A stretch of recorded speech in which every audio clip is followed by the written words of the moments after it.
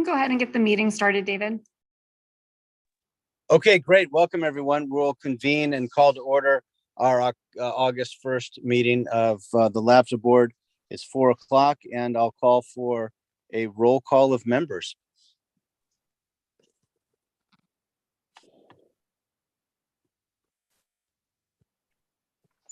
Director Brown. Doesn't look like she's in the meeting today. Vice Chair Hernandez. Here. Director Josie. Here. Director Kick. Here. Director Naram. Here. I'm going to go back up to Director Brown. Here. Livermore alternate Warner. Here. Chair Halbert. Present. We have a quorum. Okay, do we have any special instructions for participants to members of the public to participate, or anything else to advise the public on? We did not receive any public comments via email, and there's no attendees in this meeting today. Okay, so just for formality, I'll make sure I open the meeting to the public item 3. Seeing that we have none, I will formally then close item 3 and move to the consent agenda and ask for anyone willing to make a motion to approve consent agenda items A and B. So moved, Josie. Seconded, Brown. By Josie, second by Brown. Any discussion? Seeing none, any members of the public wish to comment on the consent calendar item? Seeing none, can we please take a roll call vote? Yes, Director Brown. Yes. Vice Chair Hernandez. Yes. Director Josie. Aye. Director Kick. It looks like she Yes. dropped out. Oh, there we go. Director Naram. Aye. Livermore alternate Warner. Yes, to the extent I can on the minutes, even though I wasn't there for the last meeting. Chair Halbert. Yes. Motion passes. Motion passes. Item 5 is the interim executive director's report. Thank you. I will try to make this quick. There were just a few things I wanted to bring to your attention and didn't want to wait until the September meeting since it's a little late in September. Our ridership continues to climb with it being 40% higher than last year, still only 45% pre-pandemic levels on weekdays, but our weekends are climbing closer to the pre-pandemic levels. As you know, the Alameda County Fair wrapped up. We had a very popular display this year with the Madden bus, the Memorial Madden Cruiser. It was very popular. Tony went out there and replaced the flyers regularly. Tri-Transit to School is back. This is something we did every year pre-pandemic. And then last year we just had free ridership for everybody that month. So we didn't do just the schools, but Tri-Transit to School is for people, junior high to high school age. We assume they're students, but some may be homeschooled. And they can ride free during the Tri-Transit to School anywhere, not just to schools. They can ride it on the weekends, they can ride it in the evenings, they can ride any route they want.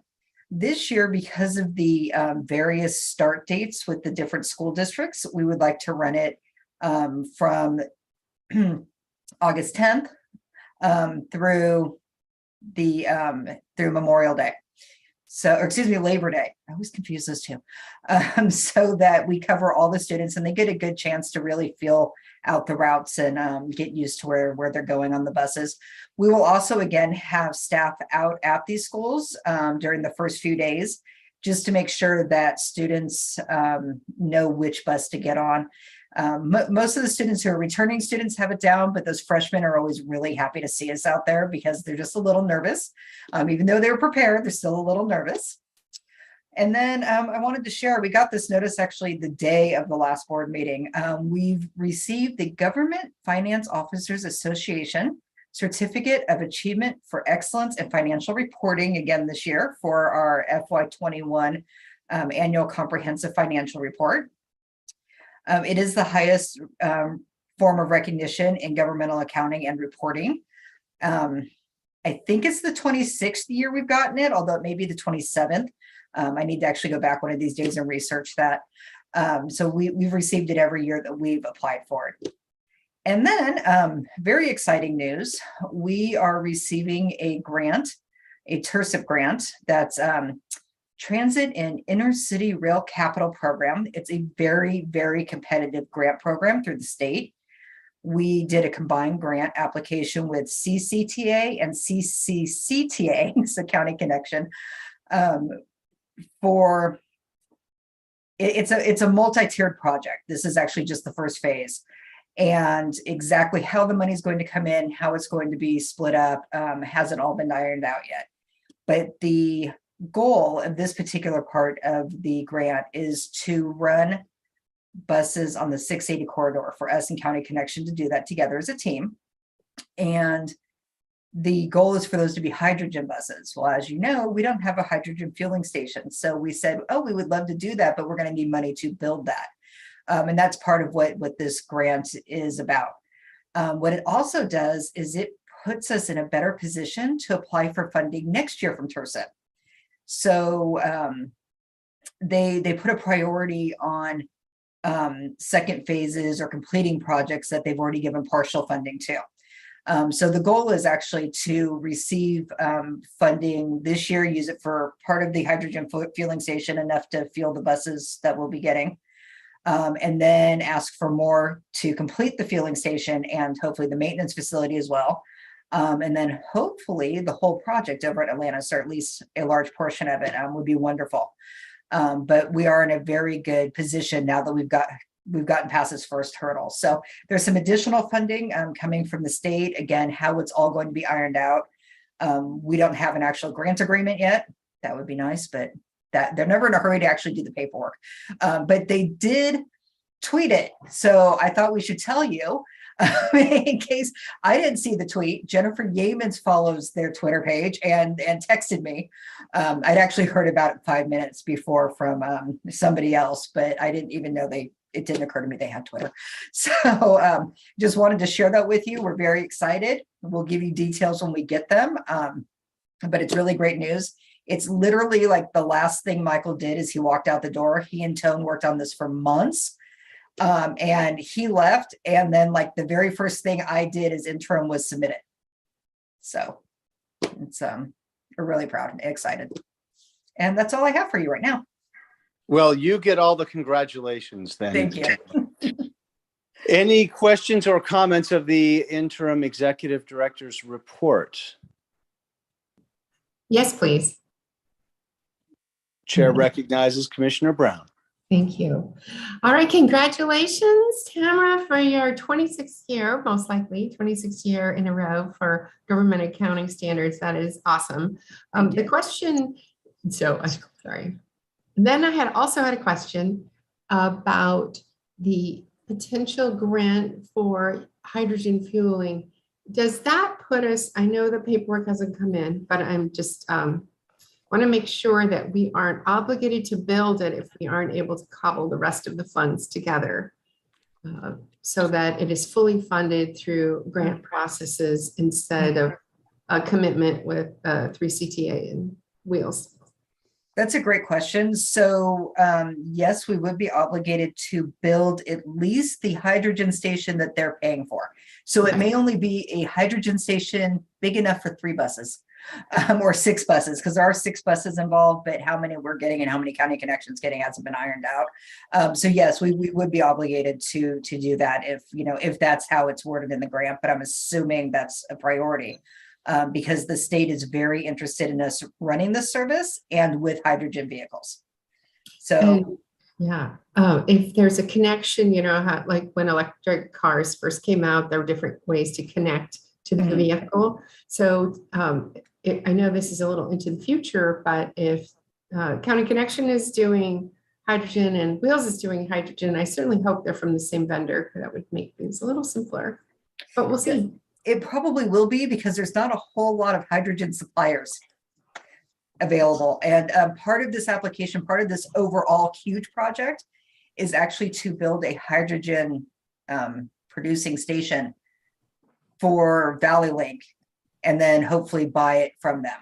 But that's a few years down the road.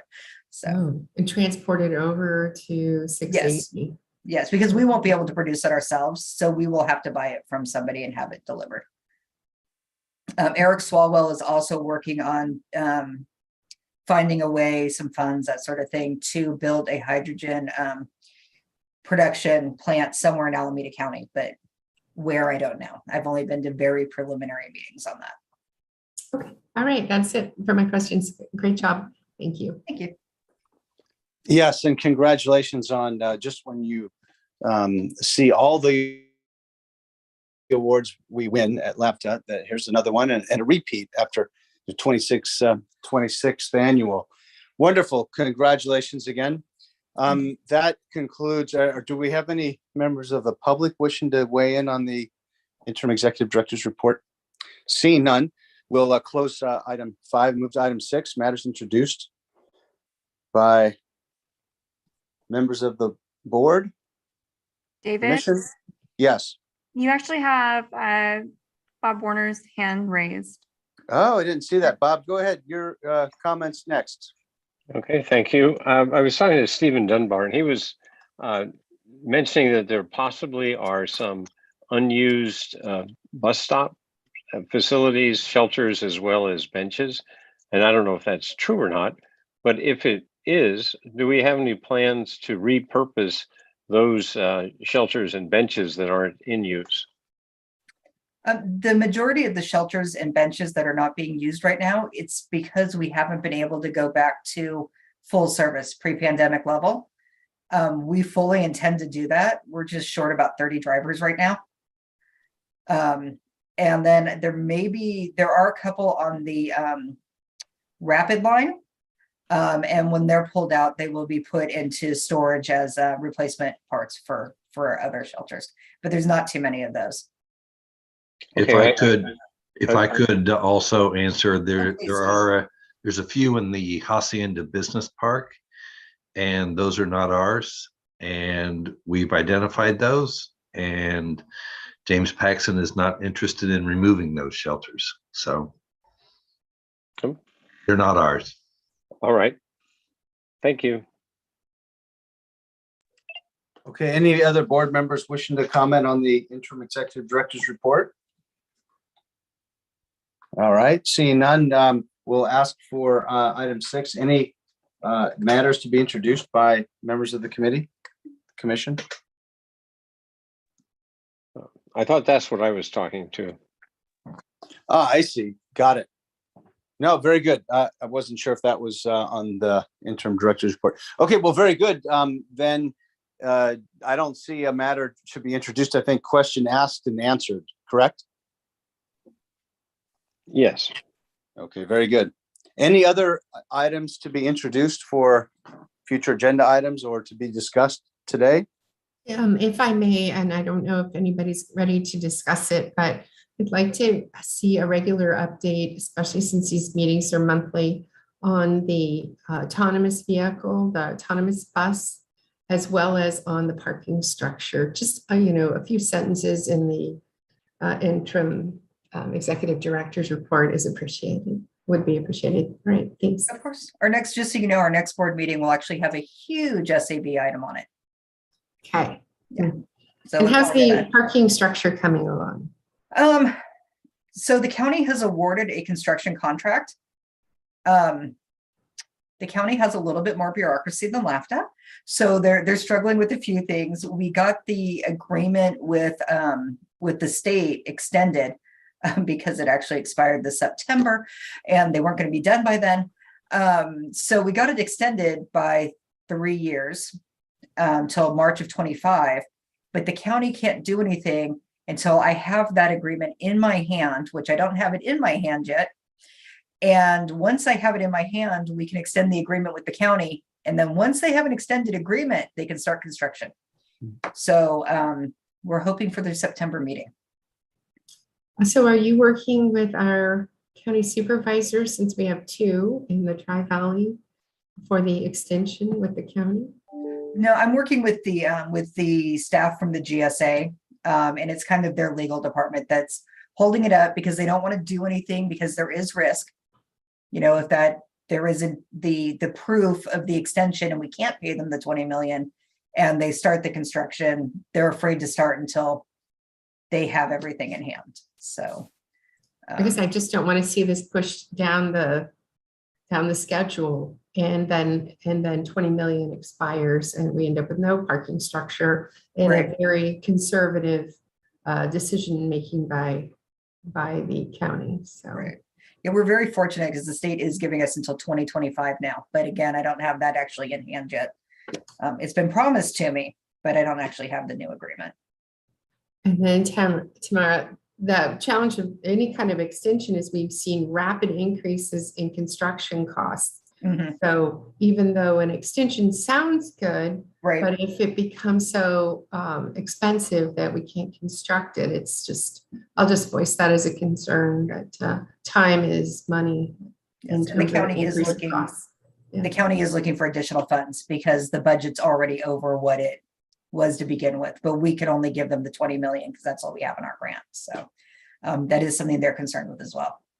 Okay, well, thank you. I'm so glad Chair Halbert was here to listen to that. Thank you. Yeah, so just to confirm, Tamara, the county it's the state that is taking time to codify the agreement, call it conservative, call it whatever. We literally can't start construction without that, or it would be tough to do and justify later if things happen. Is there any way we can go to the state and say, because you're taking so long to do this, we need more than $20 million? Or, I mean, the dime is theirs. The time is theirs. Yeah. The dime is theirs. And so how do we get them to take responsibility for that? I don't know. That's a great question. I'm in contact with our contact there pretty much constantly. And she keeps assuring me that she's aware of the timeline and that she will get it to me soon. Okay. But she's been telling me that for almost a month now. So it's a little frustrating. And the staff from the GSA is also frustrated. And yes, the price has gone up. We could not get more money from that funding source without applying for another grant. So I'm not sure what the GSA is interested in doing, but yeah, that's kind of on them at this point. But yeah, the state's not in a hurry. The county is in a hurry. I hear from Regina Park almost every day. She is in a hurry. I just can't light the fire under the funding source, unfortunately. So then I think if we look at what we can control, if we could find any other grants, I don't know how we find them, or they just come our way, or we can perhaps suggest that they open a grant to make good on the fact that it's taking so long. What we can control is an additional grant request, possibly if one becomes available. And I'm assuming that if one were to come available, we would hear about it. And if so, we would at least have the opportunity to apply for it. Is that Oh, correct? Definitely. Yeah, we've been keeping an eye open for that, and so is the county. Okay, very good. Well, thank you very much, and appreciate the questions and the responses. Anything else for the interim executive director? Anybody else want to ask questions? Or since we've migrated to item 6, matters introduced for future reference, any other matters to introduce for further discussion in the future? Give everybody a minute to weigh in. I don't see One anybody. more. Go for it. Since I don't see any hands up. What's the status of the search for an executive director? Does anybody give the status on that? Tony? I can answer that. We just actually received the resumes on last Wednesday. So, yep, we just got them. So we're reviewing them. And I'm not sure Michael Cochran's on there. Here he is. So we suggested to Michael for us to meet, for the group to meet with all of the 5 applicants, and then bring it down to a short list to the board. All right, terrific, thank you. That's my last question, I promise. Okay. I don't know if we're going to need a special meeting. We may want to, I think we're going to look at one for COVID purposes before the September 12th meeting. If the process is far enough along, there may be maybe more than just the COVID to act on, but I wouldn't plan on that right now. All right. Well, would the COVID Act have to be acted on before the 12th? Yeah, All right. So do we want to pick a date or do you want to send it out later? Staff was planning on August 22nd. Tone actually has an SAB, a contract related to the SAB that he needs to have approved at that time. And that would be the normal day for the projects and services meeting. All right. So that committee can approve the COVID 361 for the entire board? No. No, it would be a special board meeting. Okay. So project and services meeting and a special board meeting of the board. Okay. Right. I won't be here for that meeting. It's August recess for us. So we'll just have the vice chair of this meeting. But I know on the agenda, it says the next meeting is the 12th, but let's just clarify that may also add a special meeting of the board on that August 22nd. Okay. Right. Very good. Tamara, Yes. be smart to put them in reverse so that the times of those meetings are like the PNS would start at 3 to 4 and the official board meeting from 4 to 5. I actually don't think we're going to need a PNS meeting, but I could be wrong. Okay.